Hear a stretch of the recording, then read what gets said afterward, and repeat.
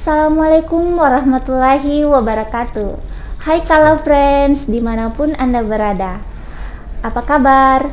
Senang sekali saya Nur Handayani menyapa Anda dalam program perdana podcast Kala Beton. Sebuah program yang bertujuan untuk memperkenalkan atau edukasi terhadap produk-produk unggulan Kala Beton. Mungkin pendengar sekalian belum banyak yang mengetahui apa sih keunggulan bata ringan dibandingkan dengan bata merah.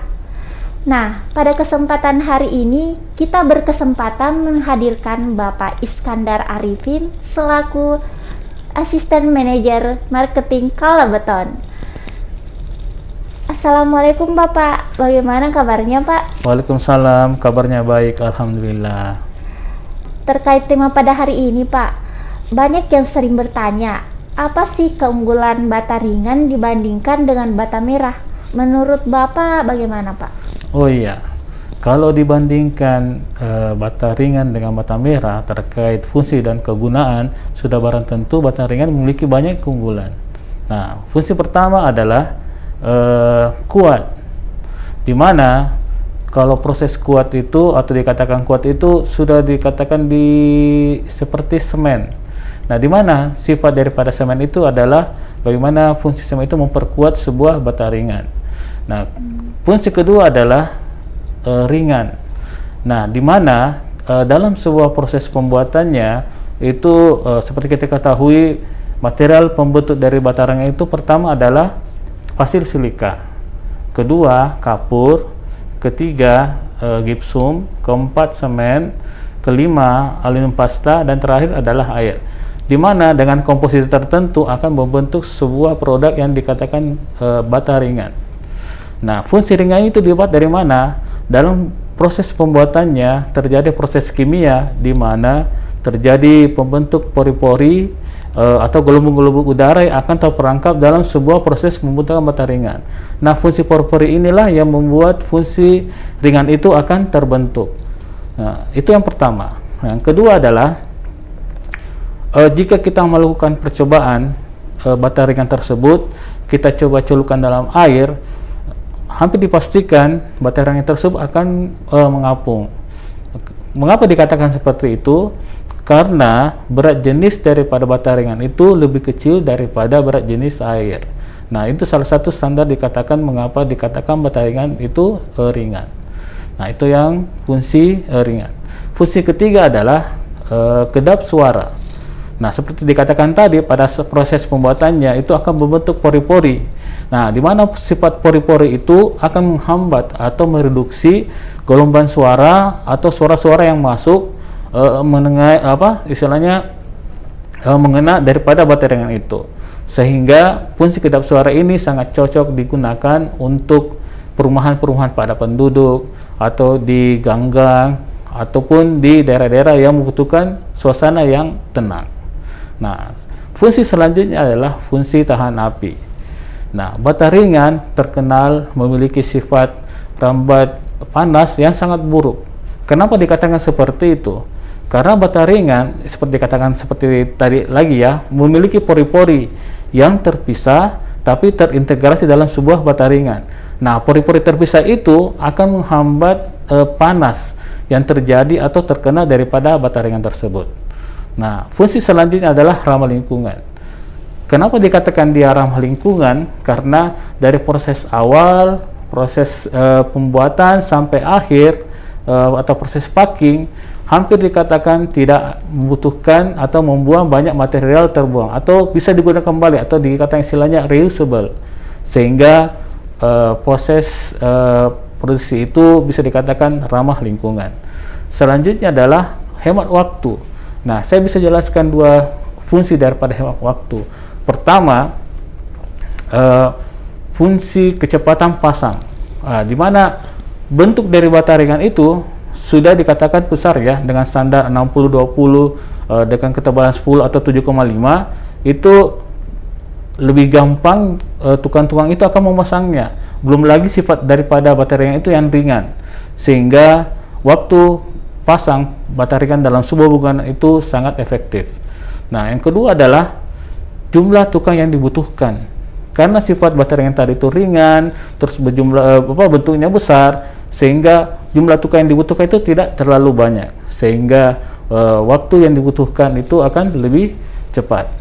Nah, terakhir adalah bata ringan kita, bata ringan kala beton itu sudah terstandarisasi ISO mutu 9001/2015, di mana proses produksinya itu sudah sesuai atau sudah terverifikasi, di mana mutu yang kita harapkan itu akan terjamin. Nah, seperti itu Mbak Ani terkait daripada mutu dan keunggulan bata ringan dibandingkan bata merah. Terima kasih. Wah, terima kasih Pak. Wah, ternyata sangat banyak ya kelebihan dari bata ringan. Betul. Sebelum kita melangkah ke sesi pertanyaan, ada baiknya kita rehat dulu sebelum memasuki sesi selanjutnya. Terima kasih.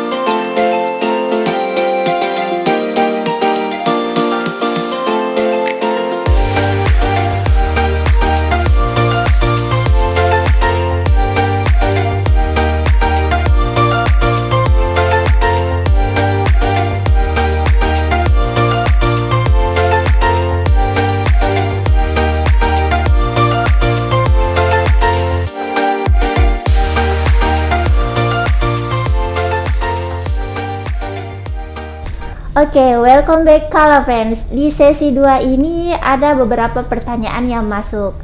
Pertanyaan yang pertama nih Pak, bagaimana kekuatan bata ringan terhadap kekuatan bangunan secara keseluruhan?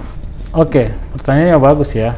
Terkait pertanyaannya, bahwa bata ringan itu secara istilahnya beban itu justru tidak membebani bangunan tersebut karena sifat daripada ringan itu. Terus yang kedua adalah secara keseluruhan bata ringan itu akan melindungi bangunan itu. Karena apa? Karena fungsi bata ringan tadi itu bisa menyerap panas dan di dalam ruangan itu akan bersifat dingin. Secara keseluruhan itu malah membantu bangunan itu akan lebih baik. Malah struktur daripada bangunan itu dengan menggunakan bata ringan, sifat lentur daripada bata ringan itu akan membantu mengurangi reduksi daripada getaran pada saat terjadinya gempa. Begitu Mbak Ani. Oh begitu ya Pak. Ya. Selanjutnya Pak, pertanyaan yang kedua, ada yang bertanya mengenai dinding bata ringan yang dipaku itu katanya tidak kuat Pak. Bagaimana pendapat Bapak? Oke, bisa dikatakan pendapat itu benar, tapi secara keseluruhan fungsi daripada paku itu sebenarnya tidak disarankan di bangunan apapun. Karena contohnya di batu merah, kenapa mereka menggunakan paku? Sebenarnya bukan sifat dari bata merahnya yang kuat, tapi tebal daripada plester semennya tadi itu yang sangat besar, sehingga itu yang menyebabkan paku itu bisa bertahan lama. Nah, saran kita lebih baik menggunakan Fisher. Kenapa? Itu Fisher dalam pemasangannya lebih mudah. Terus yang kedua, potensi rusak pada saat seperti kita memaku di dinding batu merah itu sangat kecil karena kita menggunakan bor. Dan terus yang ketiga, dengan menggunakan Fisher itu kita bisa menggunakan di tempat lain, atau dalam artian fungsi-fungsi bangunan itu lebih indah, lebih cantik tanpa merusak daripada dinding bangunan tersebut. Seperti itu Mbak Ani. Wah, ternyata lebih aman ya Pak jika menggunakan Fisher. Oke, betul. Selanjutnya Pak, pertanyaan yang terakhir nih Pak, lebih efisien mana terkait harga dari bata ringan atau bata merah? Menurut Bapak bagaimana? Oke, terima kasih pertanyaannya. Ini sering banyak ditanyakan ya terkait efisiensi biaya antara bata ringan dan bata merah. Nah, kita pernah melakukan percobaan dalam 1 meter persegi itu antara batu merah dan bata ringan. Nah, di mana dimensi batu merah itu, ya kita mulai batu merah ya, itu 20, 10, 5 cm. Nah, dalam 1 meter persegi dibutuhkan sekitar 76,5 biji. Nah, di pasar harga bata merah itu sekitar 800. bisa dikatakan bahwa dalam 1 meter persegi itu dibutuhkan biaya sekitar 66.000. Nah, untuk biaya adukan dan semen itu dalam 1 meter persegi 33.000.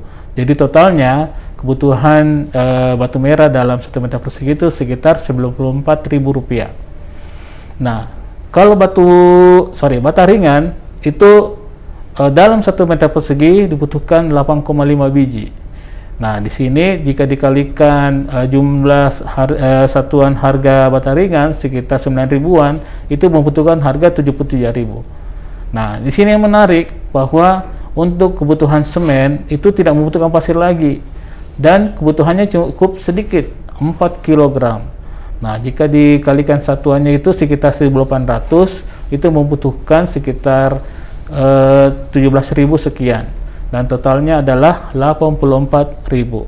Nah, di sini dalam 1 meter persegi bisa dibandingkan ternyata kebutuhan biaya bata ringan dibanding bata merah itu bisa efisiensi 10.000 dalam 1 meter persegi. Nah, dalam aplikasi secara umum kalau dilihat tipe rumah 36, tipe 36 ya, itu biasa butuhkan luasan 36 meter persegi. Nah, kalau dikalikan dengan menggunakan batu merah itu sekitar Rp3.400.000. Sedangkan di bata ringan itu hanya Rp3.050.000. Jadi bisa kita save sekitar Rp350.000 begitu, Bu Andi. Wah, jawabannya sangat menarik ya, Pak. Iya. Oke, kalau friends, penjelasan dari Bapak Iskandar tadi sudah memberikan kita penjelasan terkait dengan keunggulan-keunggulan bata ringan. Di samping itu banyak juga pertanyaan dari teman-teman terkait dengan keunggulan bata ringan. Untuk teman-teman yang masih penasaran dengan keunggulan bata ringan lainnya, dapat mengunjungi website Kalabeton atau sosial media Kalabeton lainnya. Oke, kalau friends, demikian bincang-bincang kita bersama dengan Bapak Iskandar Arifin selaku Asisten Manajer Marketing Kalabeton. Semoga dapat menambah wawasan kita terkait produk Kalabeton yaitu bata ringan. Sampai berjumpa di podcast selanjutnya. Wassalamualaikum warahmatullahi wabarakatuh. See you.